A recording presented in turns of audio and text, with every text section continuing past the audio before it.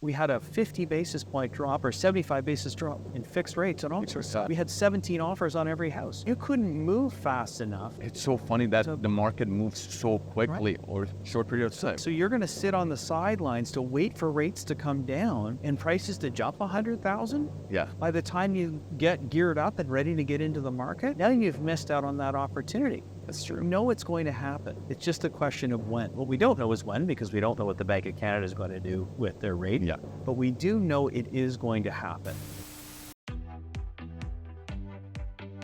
Hi everyone, and welcome to Reality Check, where we discuss what's happening in Toronto's real estate market and help you make informed decision buying and selling real estate. So today we have an awesome guest, Mr. Chris Slightham here. Thank you. Thanks for the invitation. Thanks for coming. Thank you. So we had to sit Debbie out this time. Chris is here, and he's the guru for all the stats. I mean, the knowledge this gentleman has, it's just amazing. And today we're going to discuss what happened in July, because it was a pretty exciting month, I would say so, after 2 rate hikes, to see what's going on. Absolutely. I think it definitely caused a lot of people to stop and think about where the market's going, what they should do, what kind of decisions they should make. And I think we see that reflected in the numbers. For sure. And I mean, we had, since January till May, we had the prices slightly grow. So over 5 months, I was looking at the stats, Toronto stats, only 21% increase in prices in 5 months. Yeah, too much. Yeah. Too fast. Which, again, if you go look at the dot chart, we were going to pull it up shortly. I mean, like, if there was one more month of that, like, you know, things would have been back to where we started again back in 2022. So 100%. And I think, you know, the Bank of Canada had to make some tough decisions to say, hey, you know what? We tried pausing rates. We're going to have to make a slight change here because the real estate market across Canada was getting hotter than they expected, faster than they expected. Yeah. And of course, people are spending in other aspects of their life. And I think they needed to make that change. And it's now, as we can see in the numbers we're going to talk about today, reflected fairly quickly, I think, you know, in response to that rate change. Right. So, I mean, do you want to start with the dot chart? Should we start from there and see what was going on there? I mean, let's go back to what happened back in January of 2022. So we had the prices go up. I think February was at the peak. And that's when we saw half a month of inventory and things just went crazy. Yeah. And thank God things kind of stopped. After that, we started to go lower as the interest rate went up. And July was last year was the bottom of that year in terms of average prices. And then we saw it kind of go, you know, sideways for the rest of the year. This year, though, we went up. So January, we were at $1,036,000 average price. And then we slowly went up all the way to May. And I remember in May, I was thinking about it, that if things go the way it's going, it's, again, going back to, we saw that back in 16, 17, saw that again 2021. And that's when they started the rate hikes again.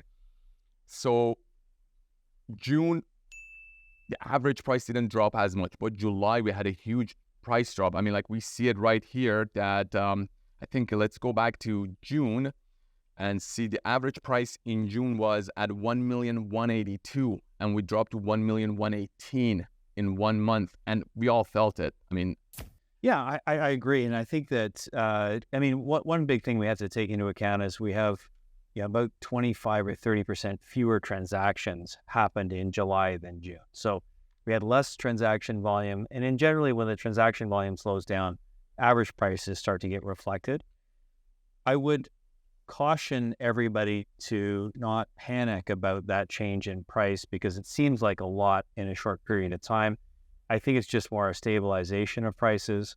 I think that we're going to see things kind of settle in here. It's a natural reaction when interest rates start to go up again. People are saying, oh, wait a second, maybe I should pause my decision just to figure out, you know, what's going on in the market, and then start making decisions. And I think we'll start to see that in the next 2 or 3 months as people get comfortable with where the Bank of Canada is going with their monetary policy. And we're going to have to make decisions. We've got a lot of people coming to Canada. People need houses.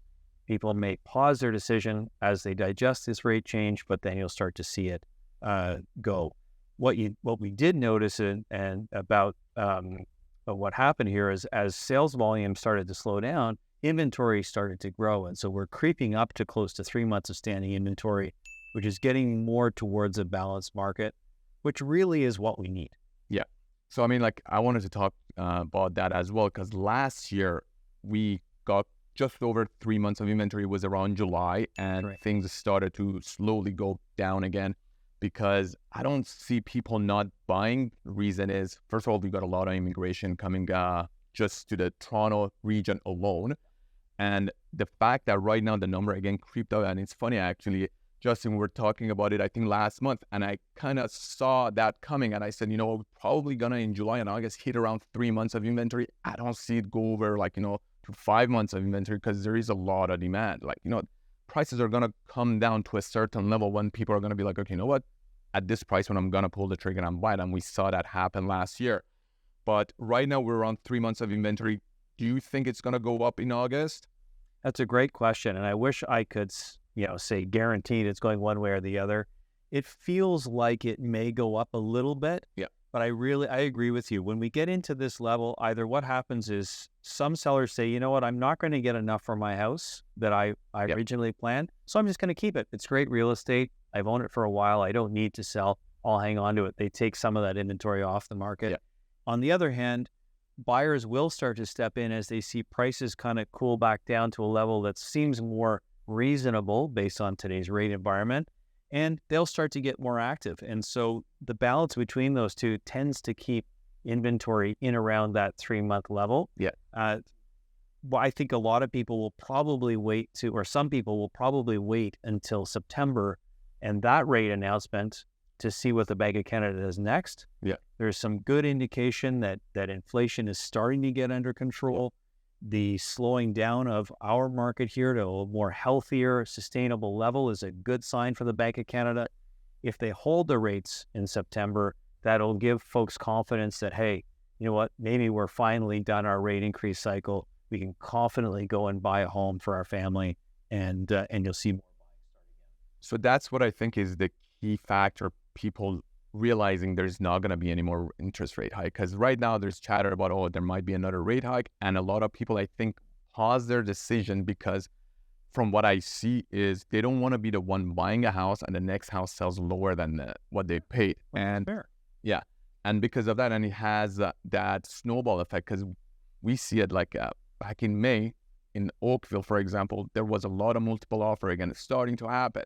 Now the same street was getting only one offer. So clients seeing that, or client in Richmond Hill seeing there was 17 offers back then on the same property. Now another property, not only not getting an offer, sold 50,000 below that. They're like, you know what, let's just pause and see what's going on. So everyone kind of pulls back. But there are good deals out there if you're in the market. And do you think right now with the higher interest rate, worth purchasing or wait to see, you know, when the rates are coming down? Because a lot of people are waiting that game, playing that game to say, listen, I'm going to wait, see if the rates come down, then I go and purchase. And it's a great question. I think everybody's scenario is different. So you have to understand what your own personal scenario is to really determine what's right for you. That being said, what we've now seen just this year is that, first of all, the Bank of Canada on January 25th held rates. Yeah. And they said for the balance of the year, they're going to hold rates, or at least for the foreseeable future. Yeah. They said they were going to hold rates, which they did. Then what happened is in March, there was a banking crisis, which, I mean, some people have even forgot that happened. It happened so quick. So funny, right? yeah. In March, and what happened with the banking crisis, where we had, two decent-sized banks in the U.S. failed.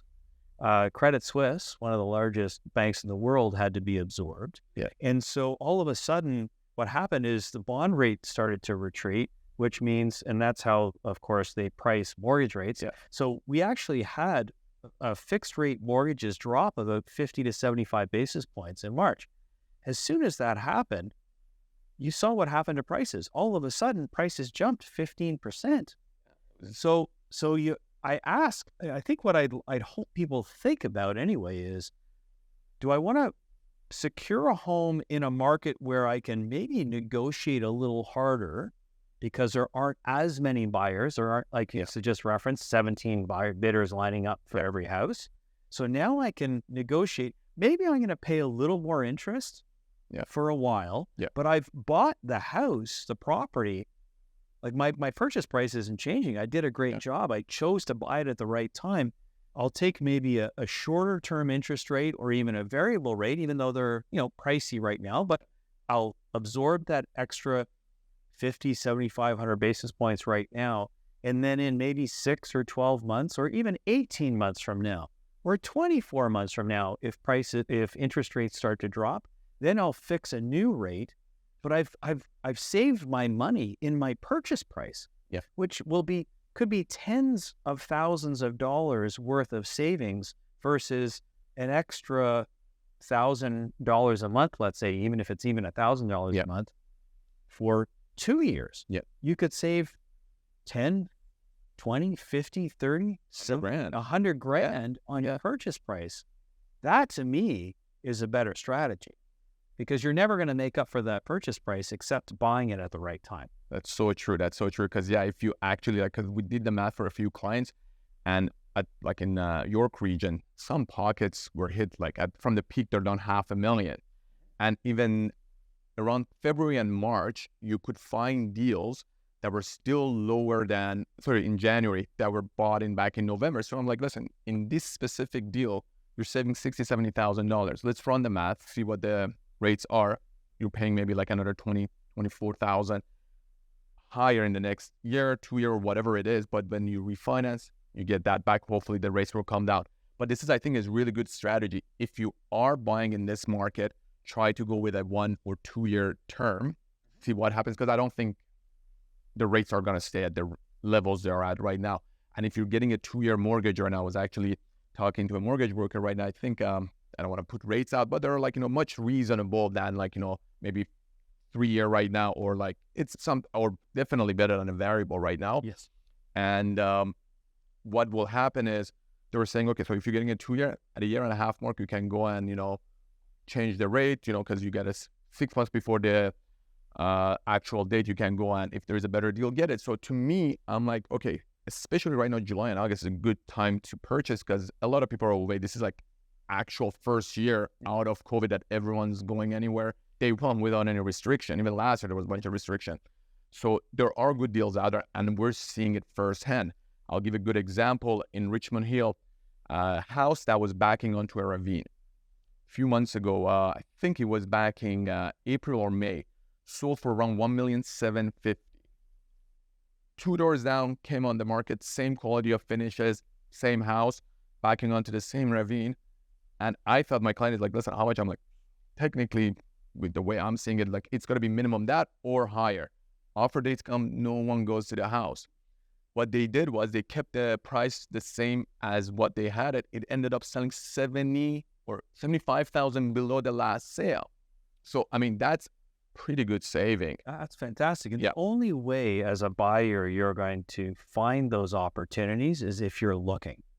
So I think, and I'm not suggesting you've got to buy the next house. Take your time to get educated. You have to be in the market to be able to even understand or sense that that is a great home.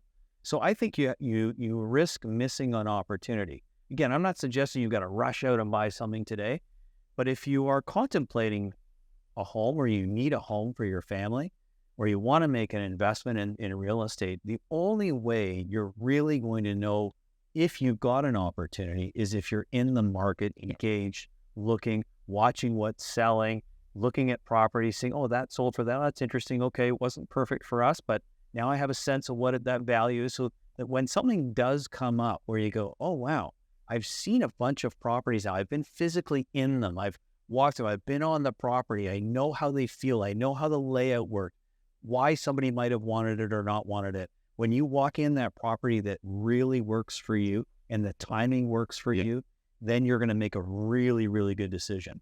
But unless you're out there doing that, it's pretty tough. I could call you up and say, hey, I've got this great opportunity. Come and take a look. But if you're kind of not thinking about at home, or if you haven't been, how do you know that it's a great opportunity? I know you trust what I say, that I do it all the time, and I'm not going to lead you, steer you, misguide you. But really to know in yourself personally, it's best to be out there looking. And I would recommend that if people are considering, a home in the next 6-12 months, the sooner you start looking, the better educated you are, the better decision you're going to make. That's the whole point. The whole point is the education, and you got to be in the market to see what's going on. Like I always tell people, they're like, okay, you know what, I'll start looking, maybe in 60 days, 90 days. And I'm like, why? It's like, oh, I think, that's going to be a better time. But the whole point is you got to start from now to see, because once you start, even if you see a good, I've seen so many of my clients, we see a good deal right at the beginning. And then after a week, they realize, oh my God, I should have bought that. And then they chase that and, that will never happen. And they keep talking about that. So that's why I think these are great strategies you're putting out there. If anyone is looking to purchase, these are the good strategies. One, be in the market so you educate yourself. Two, even if you're buying right now with the higher rates, lock into a shorter term mortgage. This way, if in a year and a half, rates come down, you can change the mortgage, get the lower rate. But the saving upfront that you are having, both on the purchase price and on the land transfer tax, I think it outweighs the mortgage. And again, you can talk to your mortgage broker, you can talk to your realtor to figure out exactly what that saving is. So I think these are really good opportunities if someone is looking. Absolutely. I think we have to understand that, and you can read it in the news, you can read it, the Stats Can is talking about it, the government is talking about the fact that we have a housing situation in Canada right now due to the fact that we're welcoming so many great people to the country, but our housing isn't quite keeping up.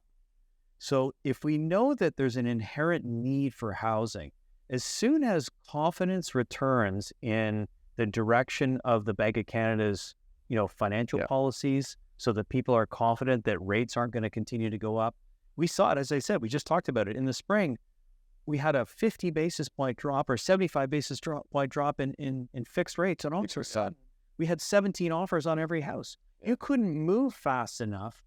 It's so funny that the market moves so quickly, or short period of time. So you're going to sit on the sidelines to wait for rates to come down and prices to jump 100,000? Yeah. By the time you get geared up and ready to get into the market, now you've missed out on that opportunity. That's true. You know it's going to happen. It's just a question of when. What we don't know is when, because we don't know what the Bank of Canada is going to do with their rate. Yeah. But we do know it is going to happen. And once they start that rate reduction, or they freeze, they stop raising rates, or they start reducing rates, everybody gets back into the marketplace, those prices, because we know we don't have enough houses. Simple supply and demand, right? Economics 101. Supply high, demand, or supply is high, demand is low, prices are going to come down. Demand goes high, supply is low, prices are going up. Yeah. And I think that's what we're going to see, just because we've got, you and I talked about this before, over 1 million people a year coming to Canada that need somewhere to live. Yeah. And the funny thing is what you just mentioned, they didn't even decrease the rate. The 5-year fixed rate just slightly dropped. And this is what we had, 21% in Toronto, prices went up. And to be honest, media didn't even talk about this, that just over freezing the rate and slightly bring the 5-year down. This is what happened, 21% in 5 months. Imagine when they actually bring it down by 25 points, what's going to happen? All these people on the sideline are going to jump in.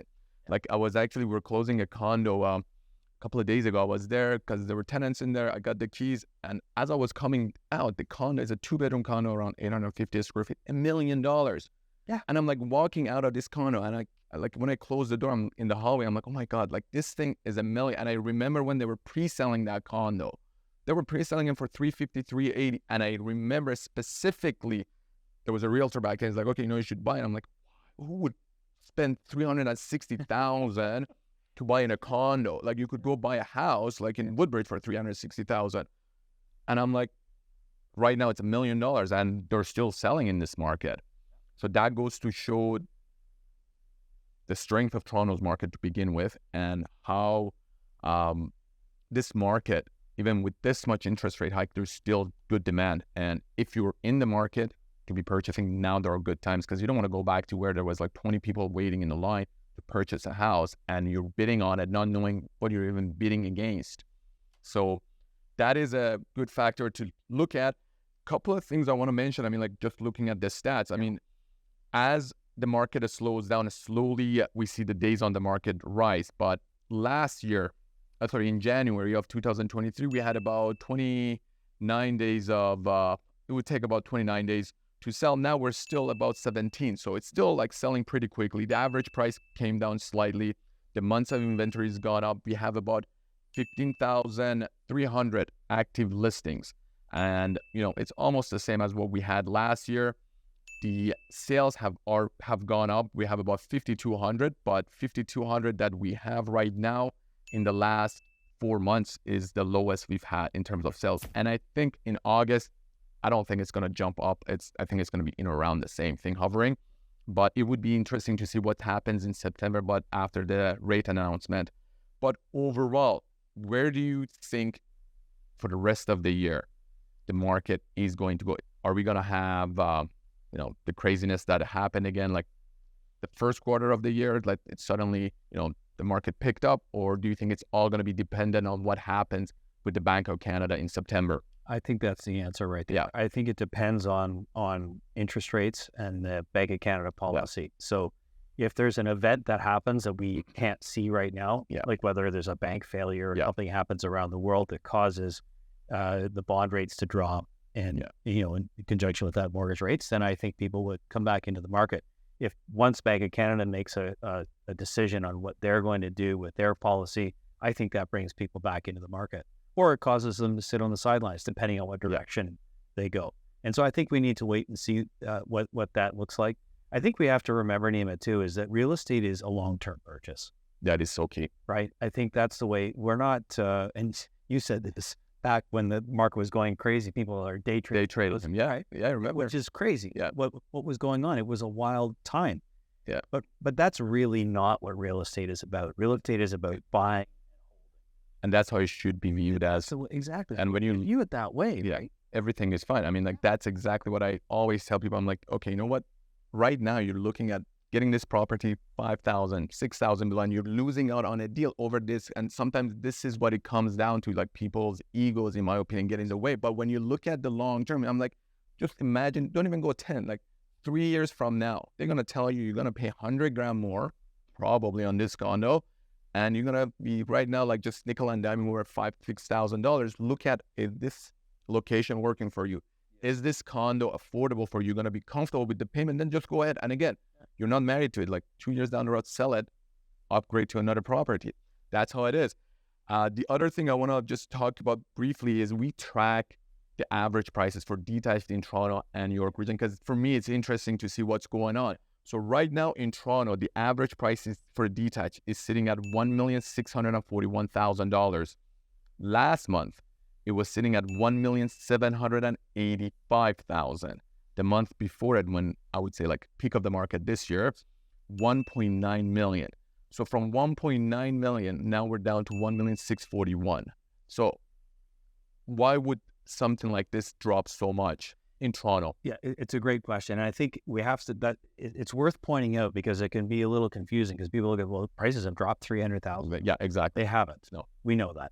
What really happens is the type and price range of house between month of July and let's say the month of May. Exactly. And the transaction volume has changed. So that really has an outsized effect on the average. So we have to be careful we don't get too caught up in that particular number for average prices, for the average sale price. You really have to look into the area that you're looking at. I mean, Toronto 416 is a big area. You've got to dig into what we refer to as the micro market that you're looking at to really determine what's happening. So it's a little misleading, I would suggest. And this is why I want to like bring this up, because we look at even just the detached market. We have detached market, Bayview, York Mills. Last month there was like 7 sales there, and they were like on the lower end. There was like 3 or 4 of them that were below 3 million, and then the rest, and the ones that are changing hands, like, I mean, Victoria Park still considers in Toronto, and they're selling detached homes for 1.3, 1.4 mil. So that is, and there's a lot of them selling right now because it's affordable, but like the $4 million price point is not happening. Like right now, I think the luxury market, especially in the last 60 days, have cooled off drastically because, again, I see like in different areas, I mean, we got Forest Hill, we got Avenue Road, Bayview, York Mills. Not a lot of these brand new homes are selling anymore. just in the last 60 days, it was, trading.